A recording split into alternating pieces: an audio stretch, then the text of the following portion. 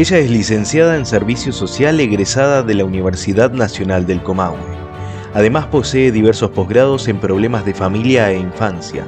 Es magíster en Planificación y Gestión de Proyectos Sociales y se ha desempeñado en diferentes trabajos relacionados con la familia y la comunidad. Su último cargo público ha sido como presidente del Consejo Deliberante de la ciudad de Cipolletti. Actualmente preside la Asociación Civil Centro Artémides, entidad no gubernamental que trabaja intensamente capacitando a docentes de toda la región en la detección temprana del maltrato y abuso sexual infanto-juvenil y asesorando situaciones críticas de abuso a niños y niñas en procesos judiciales. Hoy es un verdadero gusto poder conversar con María Elisa Lazzaretti. ¿Qué tal? Buenas tardes.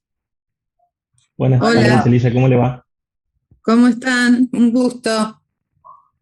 Bueno, María, te comentamos nosotros, el año pasado empezamos con este emprendimiento, esta serie de entrevistas con Nazareno Cochi, reciente graduado en Ingeniería Industrial, y nos interesan los problemas sociales de de nuestra ciudad, de nuestra provincia y también de nuestro país. Vos tenés un largo currículum y una larga tarea en la asistencia social, en el trabajo social, mejor dicho, y nos gustaría saber cómo llegaste a esa vocación, cómo fue tu recorrido para descubrir esa profesión. Bueno, inicialmente yo partí a estudiar a la Universidad de La Plata, estudiaba ciencias médicas y psicología y por un tema familiar, al fallecer mi padre y ser hija única, regreso a la localidad. Ya había nacido mi primer hija mayor en La Plata y bueno, pasado 3 años, decido encaminar mis estudios universitarios y realmente me doy cuenta que el trabajo social tenía bastante similitud con mi otra carrera. De hecho, siempre pensé en el trabajo social, pero no conocía de cerca. Y bueno, el recorrido por los barrios de la ciudad, yo soy nativa de la localidad, aumentó aún más mi interés para estudiar esta profesión, que para mí es hermosísima, siempre la he disfrutado y le debo mucho a la profesión porque me ha ayudado en lo personal a madurar y a entender la realidad desde otra perspectiva. Por eso es una gran vocación y cuando puedo hablar con las colegas jóvenes les cuento mi experiencia, ¿no es cierto? Y bueno, mi trabajo ha sido en distintos organismos, comencé en el municipio como planta permanente, ingresé por un concurso por el año 83 y bueno, y trabajé en el municipio, es la caja de resonancia de todos los problemas. Ahí en esa época nosotros en el municipio teníamos que hacer los informes de los menores con causa, cosa que ahora está reservado directamente el Poder Judicial si tiene su equipo técnico y no tiene nada que ver el municipio, pero en esa época todos los expedientes judiciales de los menores con causa venían al municipio. A mí me interesó enormemente eso y formamos con otros profesionales como complemento de la tarea municipal otra ONG que se llamaba ACICAD, Ateneo Comunitario de Apoyo al Adolescente, donde yo ahí articulaba los expedientes que llegaban al municipio con una tarea de trabajo integral con la familia y teníamos la colaboración de la entonces empresa Alto Valle, que hacía un recorrido por barrios periféricos y teníamos cerca de 30 jóvenes que tenían expedientes judiciales y los atendíamos en una casa en ese entonces del IPPB, que hoy ya dejó de ser ese lugar. Y bueno, hicimos un trabajo excelente, psicólogos, yo como trabajadora social, después había un docente que les enseñaba tallado en madera, trabajo en cerámica, los jóvenes recibían un alimento al ingreso, estamos hablando del año 86, y en esa época la problemática era delicada, pero no tan delicada como ahora, ¿no? De la problemática de los menores con causa.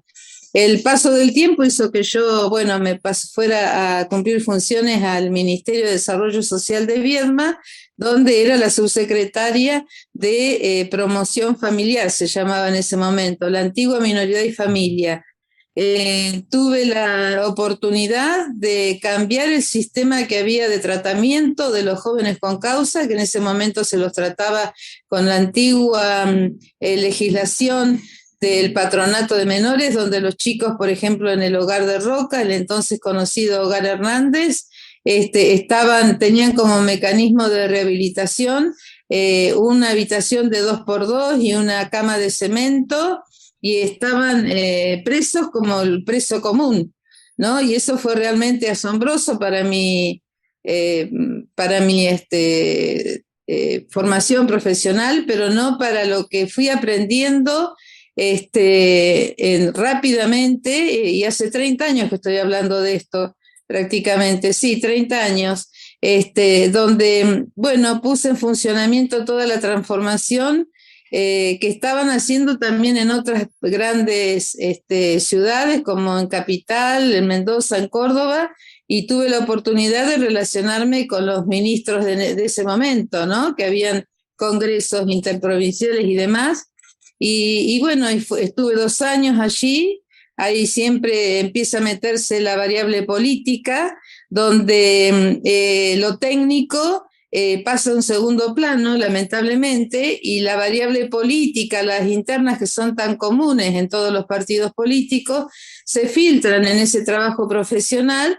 Y bueno, al renunciar el ministro, al pasar a otra órbita muy distinta de lo social, yo directamente me voy de esa área, pero afortunadamente ingreso al Instituto de la Vivienda, donde ahí hago un trabajo comunitario que a mí, me gusta todo lo de la profesión, así que ya sea jóvenes o ya sea la organización comunitaria, me encanta, y ahí armamos con el equipo técnico, que había 2 asistentes sociales y un operador, los consorcios, los famosos consorcios del Plan 1016 Vivienda, que son las viviendas que encaró la administración Alfonsín cuando se pensó en el traslado de la capital a Viedma.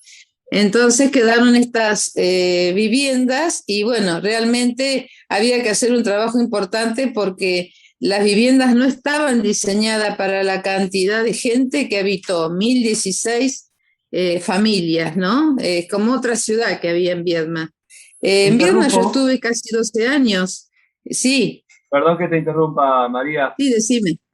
Me llamaba la atención todo este recorrido histórico que nos contabas, pero hiciste como una paréntesis en relación a la política, ¿no? Y bueno, sí, recientemente, no hace mucho, fuiste presidente del Consejo Deliberante.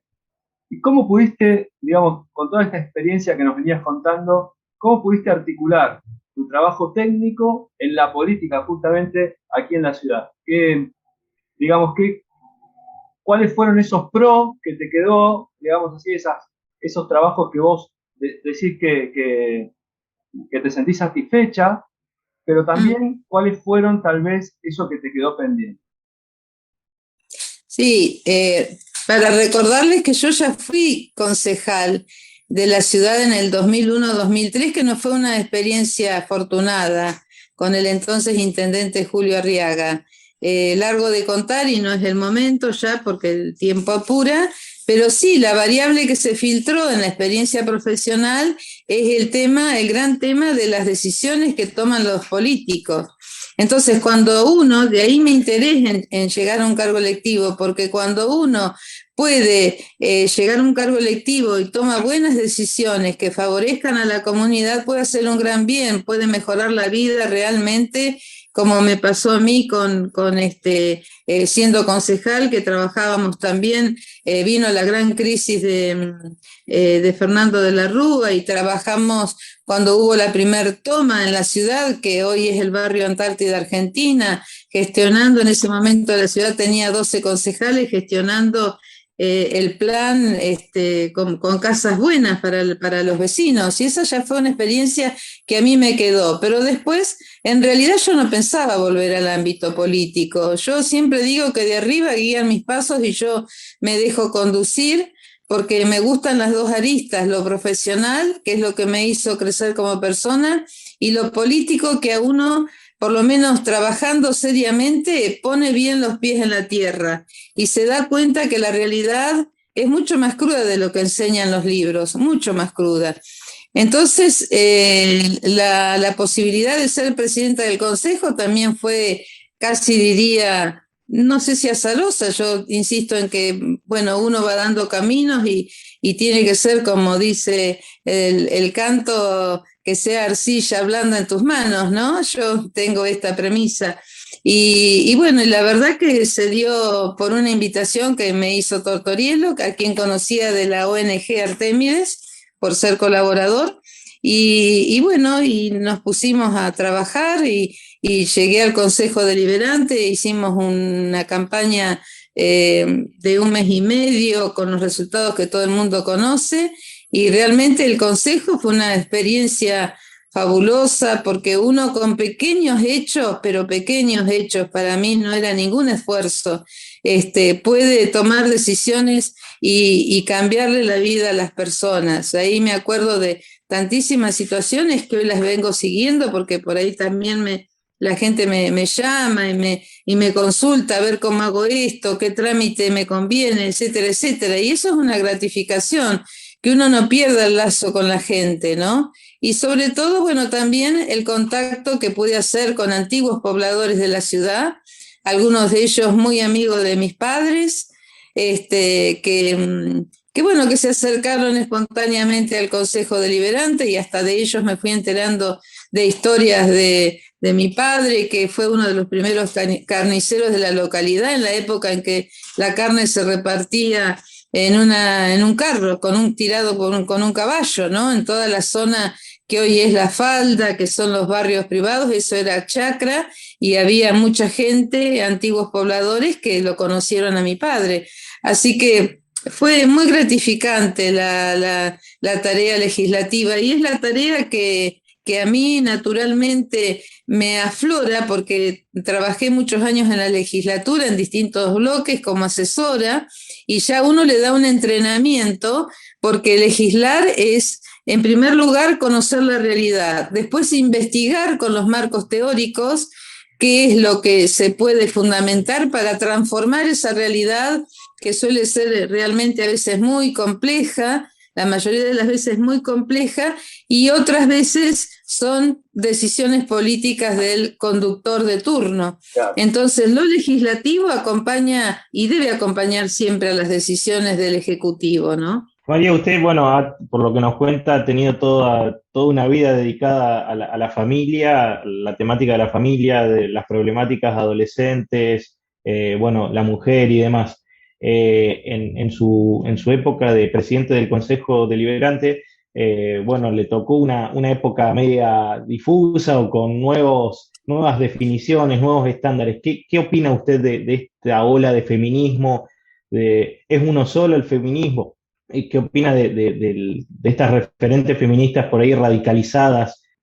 Bueno, a mí en la época del Consejo Deliberante tuve la suerte de promover la creación del refugio. Ya cuando estuve en el municipio como personal de planta, promoví la creación de Ruca Quimei, que es el primer lugar ambulatorio que hay en la ciudad. Hoy están los dos cercanos en un radio de las 1.200 viviendas, y bueno, el refugio es una respuesta a las necesidades que se planteaban de un lugar para cobijar a las mujeres y sus hijos víctimas del maltrato. El feminismo es una corriente que surge hace muchísimos años, que hizo importantes aportes cuando hubo que transformar la legislación de los niños, niñas y adolescentes. Y hay como dos cuestiones en el feminismo que yo las evalúo de cara a la defensa de la vida. Una que promueve derechos en las mujeres, que es importante que haya igualdad por ejemplo, como es el derecho a ocupar cargos electivos, la remuneración laboral, la crianza compartida de los hijos, el acceso a la educación y la salud. Bueno, infinidad de derechos que eran necesarios promover y el feminismo o las leyes que surgieron al amparo de esa consigna, de ese movimiento filosófico y sociológico, han sido importantes. Hay una parte de la cual yo no adhiero, que es el tema del feminismo, que mientras que por un lado pide no maltrato a las mujeres, promueve abiertamente e insiste en el aborto. Yo creo que la vida humana es el primer valor humano que tenemos que defender. Y bueno, de hecho, cuando se dio el debate en la ciudad con un médico que realmente fue condenado por una situación de un embarazo, etcétera, yo me expresé públicamente. Recuerdo que por un medio de la Radio Nacional de Viedma, que llega a distintos lugares, donde decía que era una contradicción estar promoviendo leyes de los derechos de los niños, niñas y adolescentes, y por el otro lado insistir en que la mejor opción para la mujer cuando no tiene un niño o va a tener un niño no deseado sea el uso del misoprostol.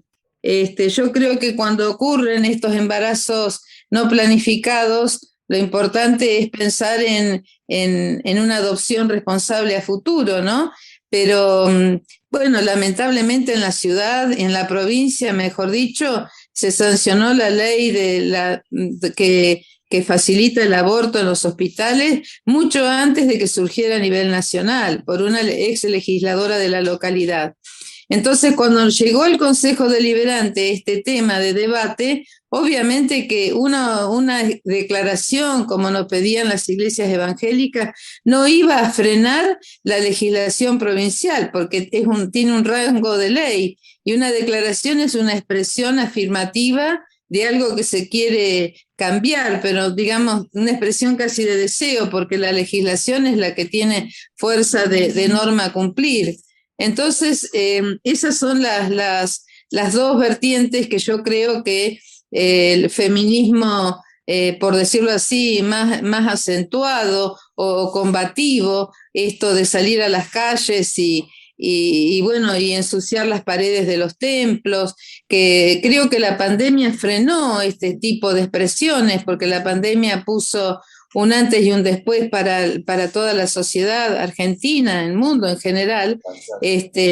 Frenó esas expresiones, pero no ha frenado que en los hospitales de Río Negro y en nuestro hospital se sigan llevando a cabo abortos y no se trabaje con la madre que no desea seguir criando a ese niño o niña, no se trabaja como se debiera trabajar. Y esto lo digo con conocimiento de causa porque invité yo al área de fertilidad y maternidad del hospital en el Consejo Deliberante, en la Comisión de Desarrollo Humano, donde hay psicólogos y trabajadores sociales, y bueno, ellos evaluaban que el alto porcentaje de las mujeres que deciden no continuar con el embarazo es por una cuestión económica.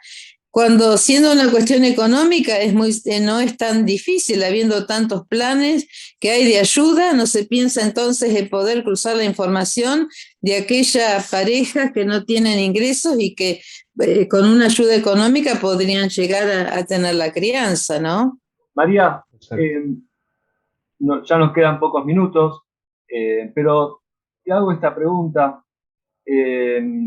Es como que un poco después de después de tu periodo como presidenta del Consejo Deliberante, bueno, no fuiste convocada nuevamente, pero recuerdo alguna charla que había tenido con vos y tenías como la esperanza, el sueño de formar a nuevos jóvenes dirigentes en la política, como que no te habías, digamos, abandonado la política, que ya no era algo que estaba allí como una página de tu vida, sino que todavía hay algunas páginas más por escribir en este punto. Sí. Contame. Sí, sí, es así, sí. A futuro espero realmente poder generar un espacio de trabajo con jóvenes, con gente joven. Hay mucha juventud que está interesada y en el buen sentido formarlas, porque el joven se interesa a veces como una cuestión de reacción de enojo, ¿no? Y la reacción de enojo no conduce a acciones positivas. Hay que poder canalizar esa energía de enojo en construcción. Entonces, esa población es muy importante, lo mismo que las mujeres. Las mujeres de barrio es una población que merece tener una educación cívica seria, responsable, para que no pasen que en las elecciones a la gente se la lleva a votar dándole bolsas de alimentos, que de hecho, afortunadamente, eso va cambiando. Ya lo vimos en las últimas elecciones, ahora en las PASO, la gente va cambiando, va razonando, como digo, tal vez la pandemia o la extrema vulnerabilidad en que se ha sumido el pueblo argentino y en ello no está ajeno a la provincia de Río Negro, ha hecho pensar a muchos y en eso yo apuesto al sentimiento y a la sensibilidad de las mujeres, se dan cuenta que ese no es el camino apropiado para que ellas y sus hijos y sus nietos tengan una mejor vida. El tema pasa por educarse, por capacitarse en oficios. De algún modo, esto de los oficios me remite a mí a la gran obra que siempre hizo y a la cual adhiero, que fue San Juan Bosco, ¿no? De formar en oficios desde temprana edad. Ese es el camino para los jóvenes. Hoy la educación, el deterioro educativo que hay es tremendo, ¿no? Por eso creo que hay que seguir trabajando. Yo ya soy abuela y bueno, comparto con mis hijas la importancia de que se involucren en estos espacios de participación política y bueno, y creo que hay que seguir trabajando, por supuesto, mientras Dios me dé vida, voy a estar trabajando porque creo que ya no es una cuestión de decirle voy a dejar a mi nieta o nieto una sociedad mejor. Todos nos merecemos una sociedad mejor, ¿no es cierto? Si no, estaría solamente pensando de manera casi egoísta, solamente por mis descendientes. En realidad, lo que le pasa a uno lo veía yo en las historias familiares de los jóvenes que llegan a cometer un delito. Durante mucho tiempo fueron marginados o faltas de educación, falta de amor, y después ese delito repercute en tantísima gente, ¿no? Entonces hay que trabajar, como decía San Juan Bosco, hay que trabajar, denme un niño y devolveré alguien que va a ser bueno para la sociedad. Ha sido muy interesante, Gracias. la felicitamos por su labor. Quedaron muchas cosas por conversar, pero seguramente la convocaremos para una próxima entrevista. Así que bueno, no. Espero que la haya pasado bien. Muchísimas gracias. Muy bien, muchas gracias. Muchísimas gracias, a disposición. Estamos en contacto, María. Hasta luego. Hasta luego, gracias. Gracias, Mateo, gracias, compañero.